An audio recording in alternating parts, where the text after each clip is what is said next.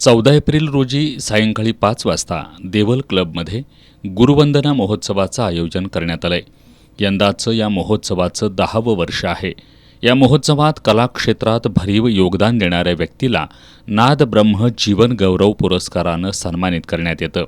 यावर्षी ज्येष्ठ गायक अशोक कुलकर्णी, ज्येष्ठ तबलावादक वामनराव मिरजकर यांचा नादब्रह्म जीवन गौरव पुरस्कारानं सन्मान करण्यात येणार आहे.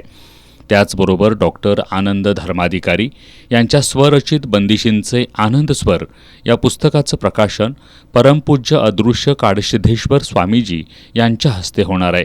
स्वर अविनाशी म्युझिक अकॅडमीचे डॉक्टर आनंद धर्माधिकारी आणि नादब्रह्म संगीत गुरुकुलचे अमोल राबाडे यांनी पत्रकार बैठकीत ही माहिती दिली. यावेळी नादब्रह्म संगीत गुरुकुलमधील बासरीवादकांचं बासरीवादन आणि डॉक्टर आनंद धर्माधिकारी यांच्या स्वरचित निवडक बंदिशींचं गायन होणार आहे. पुण्याचे प्रसिद्ध गायक पंडित रघुनंदन पणशीकर यांच्या शास्त्रीय गायनानं गुरुवंदना महोत्सवाची सांगता होणार आहे. या महोत्सवाला पंडित अरुण कुलकर्णी, पंडित अमोल दंडगे, पंडित राजेंद्र कुलकर्णी, मुकुंद भावे, उद्योजक व्ही बी पाटील यांची उपस्थिती असणार आहे.